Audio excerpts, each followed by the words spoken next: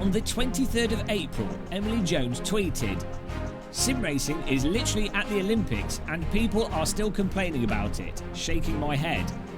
She then goes on to quote other lunatic sim racers that say, "Oh my god, they should have picked ACC or iRacing instead. GT is arcade baby game." End quotation. In this video, we are going to determine whether or not Emily Jones is guilty or not guilty. That's because this is the first episode of Guilty, Not Guilty, where we determine if a thing, subject or person is guilty or not guilty. Fasten your seatbelts and let's get ready for a wild ride. Welcome back to Gamer Muscle YouTube channel. Click that like button and subscribe if you enjoy pointless content that will probably drive you a bit crazy. So, Emily Jones's tweet here has caused a raucous, and of course this is related to GT, Gran Turismo, sport being picked by the Olympic Committee as their esports sim racing title. You'll be able to enter it, and if you win, you could potentially get an esports gold medal. Maybe it's just a JPEG of a gold medal rather than a real gold medal. But obviously, that's awesome in many ways, but also a bit weird in other ways. And that is what has spurred Emily Jones to make her somewhat frustrated, coming across as somewhat frustrated tweet. Now, I think Emily Jones has some merit, but her argument actually isn't a very good argument. And you could probably blame Twitter for that, but that's Emily Jones's fault for using Twitter. Before we delve more into this, I would say go and follow Emily Jones on her Twitch channel. Absolutely fantastic Twitch streamer for racing games and simulators, iRacing, F1, Gran Turismo. Emily Jones is mental quick, and you'll learn a lot about driving quick yourself if you just watch Emily Jones racing. So, before we determine Emily Jones's guilt or not guilt, we are going to get to the core of Emily Jones' argument. Now, as I say, Emily Jones is a bit stupid for typing anything on Twitter. Don't type on Twitter. It's a terrible platform for making a point. It's just like everyone will bandwagon on whatever their weird interpretation of what was said initially. And what's said initially is not enough to actually frame an argument properly because of the character limitation. So it always just ends up a total mess. But as I say, I think Emily Jones was a little bit frustrated and Emily Jones was just venting. So let's get to the core of the argument. Sim racing is literally at the Olympics and people are still complaining about it. So I think Emily Jones is making the argument that, and correct me if I'm wrong, Emily, in the comments or anyone else, but I think she's making the argument that everyone should be happy that a racing title and a somewhat realistic racing title, anyway, or just a racing title, has been chosen for this esports thing, and inevitably, the positives of that is more promotion for sim racing, more promotion for people wasting their lives with steering wheels, and more promotion for just racing in general. So from a general overview, very positive interpretation of it, it's a positive in that it's more exposure, more people's lives being ruined by realistic driving games. However, Emily Jones then quotes the people saying, "Oh my god, they should have picked ACC or iRacing instead. GT's an arcade baby." This is where I sort of take contention and think that Emily Jones might be guilty here, in that clearly a lot of people that are weirdo super hobbyist sim racers feel that GT Sport is the incorrect game to pick. And their reasoning, which I may be wrong on this, but I think the reasoning that most people making that argument the reason behind that argument is that ACC and iRacing are more realistic, arguably, than Gran Turismo. And you would then say, why wouldn't the Olympics, if the objective is sim racing, why wouldn't they pick the more realistic title? Each game is its own individual game, for sure, but surely on an Olympics, when it comes to like the Olympics, you know, okay, let's put it this way. There's a reason why when it comes to the Olympic kayaking, they don't use inflatable kayaks, because they want to use the equipment that's at the pinnacle for that sport that allows the competitors to be the most that they can be. Like the equipment's the best equipment. When it comes to tennis, they don't really play short tennis at the Olympics, or maybe they do now. But, they don't play with like plastic pound shop tennis rackets, do they? They play with really nice tennis equipment. Everyone has the same equipment, it's fair, but they all play with nice equipment. They don't play with the lower grade equipment, if that makes sense, or the equipment that doesn't allow the highest fidelity of executing the specific sporting activity. So I think it's pretty fair to say that even outside of let's put it this way, there is such a thing as more and less realistic simulators. So if you agree with that, then you're going to have to say, well, there's going to be a spectrum of realism. Now, there's going to always be debate as to where things fall on that spectrum. And, for example, you could have something like iRacing, where many aspects of iRacing simulation are absolutely superb. The under the limit handling characteristic, laser scan tracks, the content, the netcode, the broadcasting aspect of it. There's lots of aspects to iRacing that are absolutely superb, but on the limit, the tyres are literally totally broken, and arguably worse than how the cars at certain aspects on the limit handle in GT Sport or the F1 games. So it's hard to delineate things when you consider all the aspects of simulation, is the point I'm making there. But I think you can say, generally, that Super Mario Kart is less realistic than Forza, and I think you could generally say that Forza is less realistic than GT Sport, and then I think you could say that GT Sport is less realistic than iRacing in many regards, and iRacing is less realistic than ACC, and of course Assetto Corsa is the most realistic of all simulators. The point being, there is definitely going to be bias in how you do this. So, it's not unfair, I think, for someone to point out that, hang on, it's a bit weird for them to pick Mario Kart versus AC or whatever other arbitrary simulator. So it's unfair for someone to go, well, you're wrong for pointing that out. And I think it's unfair to say, oh, you're cramping on this style, or you're lowering the mood of the excitement of a thing being picked. Because I don't think they are necessarily lowering the mood. They're just saying what they think about it, which I think is a good thing to do. I think if it's a reasonable argument and someone presents that argument, that is perfectly fine. I don't think you can have a problem with that. And I think this is where the guilty verdict is being risen for Emily Jones, in that Emily Jones's tweet seems to be more out of frustration of Emily Jones wanting people to just get together and be happy for a positive, something that is largely positive in many ways, without any critical dissent. And I think that's a risky thing to do in some ways, because you end up with a situation where no one's ever critical of anything, and you're just like, well, there's a degree of positivity to it, so let's all just go on to that and not say anything negative. So there's an element of guilt there, but at the same time, you want things to be overwhelmingly positive.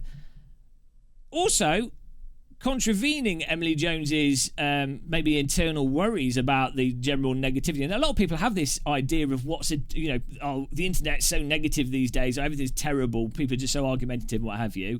Emily Jones's tweet is actually getting a lot of likes, and the announcement itself will have been mostly positively received. So I think there's a risk of what happens here is when you are a live streamer and you're on the internet and you're at this, you're at the brunt of all the criticism and all the stupid comments, where the thing as a whole, your average person in the street is not going to be aware of any of this random talking and stuff. Your average person in the street is going to be like, oh, how can I take part? Oh, what is GT Sport?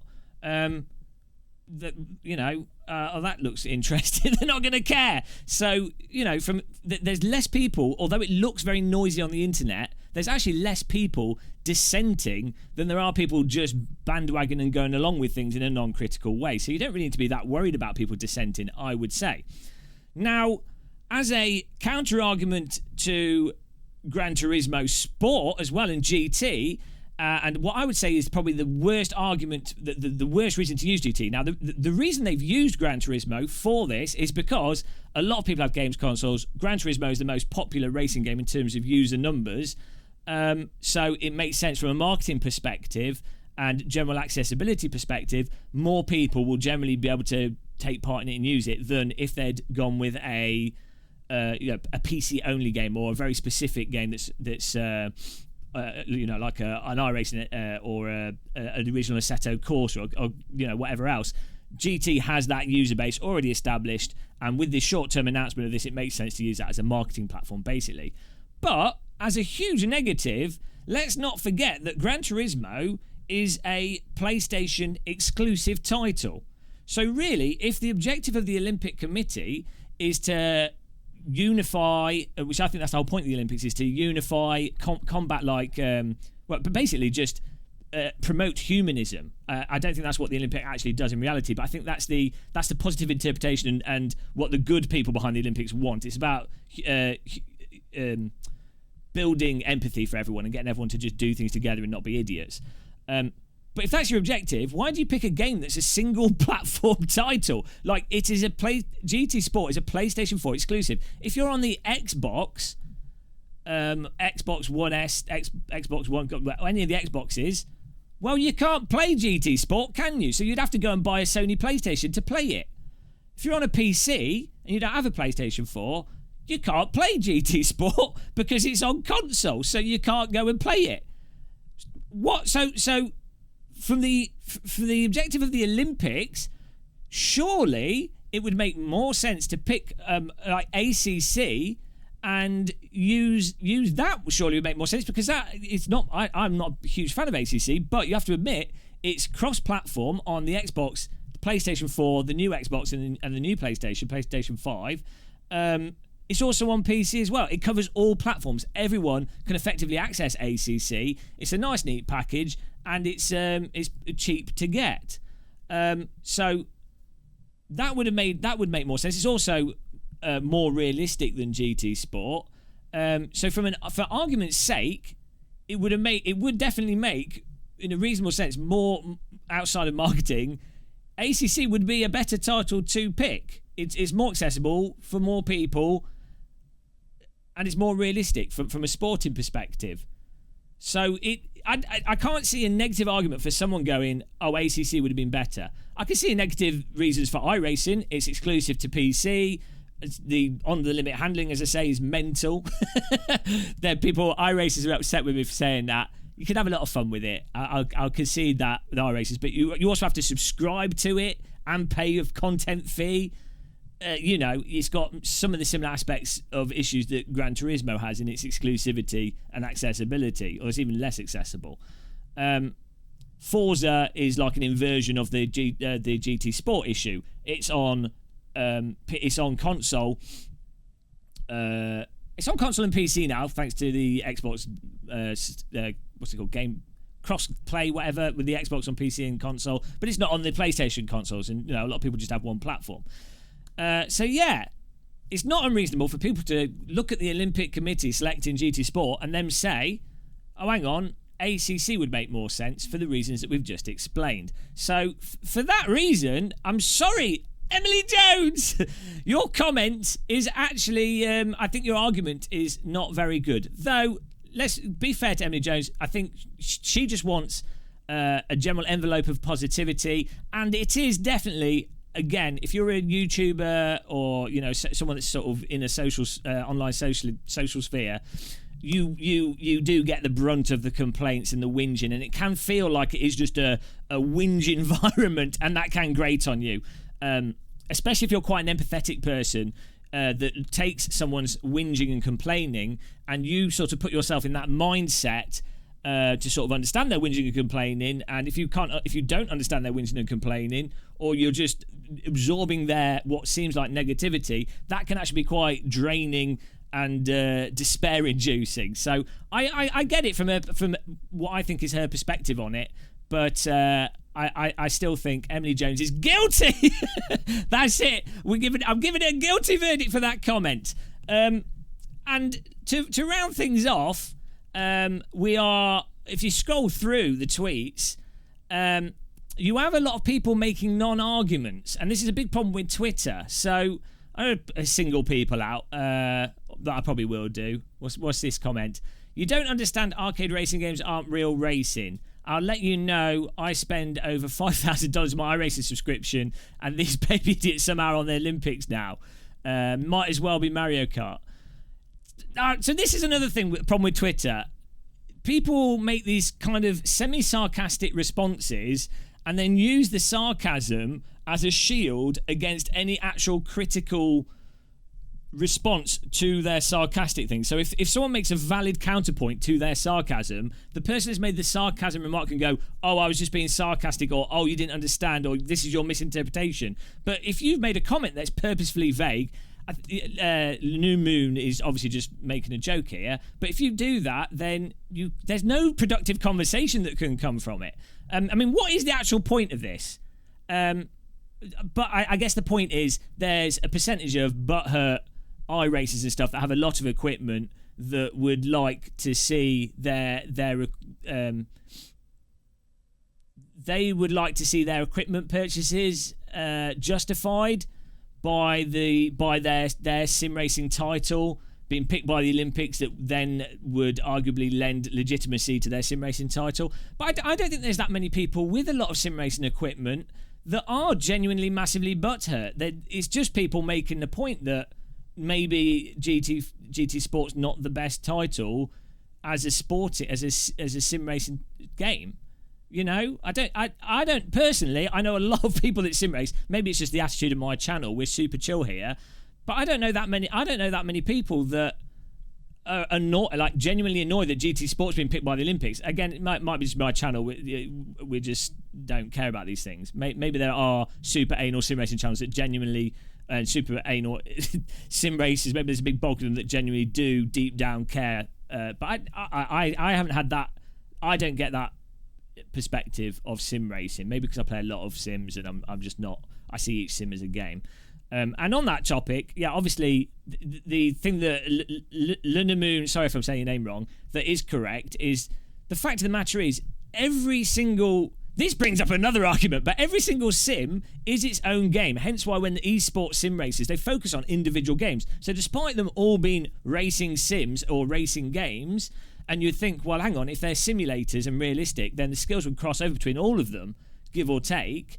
But no, in reality, every single one is very specific. And if you get to like the esports, like top 100 people in any given driving simulator, while it is actually the simulation component of it and that realism, largely due to how these competitions are designed, but within the hot lap construct and how they generally run, the simulation component kind of goes out the window, and it basically just turns into some kind of speed running type gaming thing. Like it could be Mario Kart or iRacing or I don't know, Wreckfest or Burnout or whatever game. It wouldn't really matter. When you're getting to that top 10 people, you're breaking the simulators and you're playing them so many times that it's not the simulation component, the realistic component of it isn't really important, because that's fallen to the wayside relative to how you attack a video game to be the very best top 10 in a video game.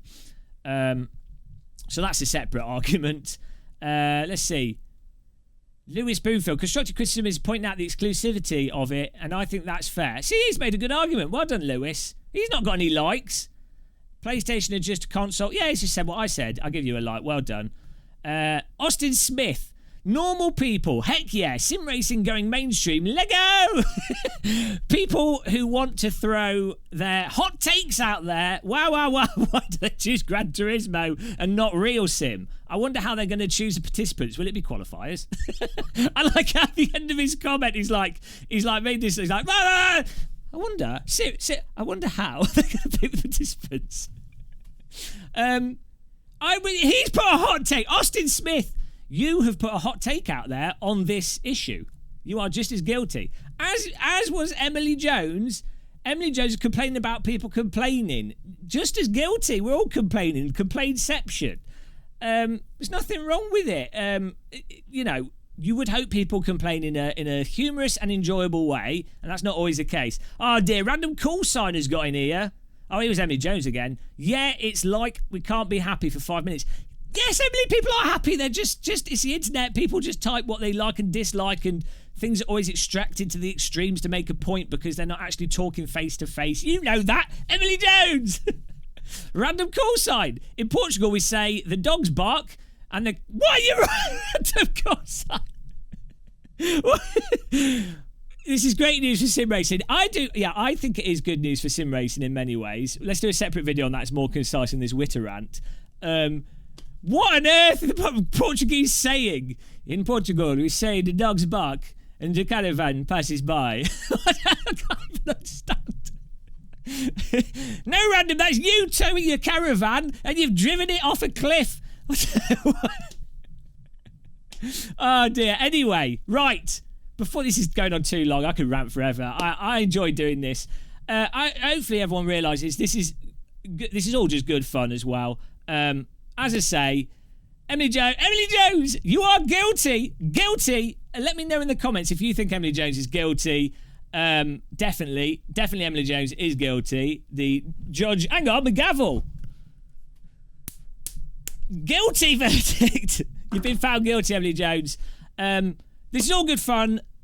Go and follow Emily Jones on her channel, whatever it's called. You know, Emily Jones lives in Australia, so she'll probably die through rabid kangaroo bite within the next 10 minutes. So hurry up and do it straight away. But thank you very much for watching. I'm looking forward to the well-rounded, well-thought-out and happy comments under this video. But until the next guilty or not guilty, take care, everybody. Subscribe and like. Goodbye.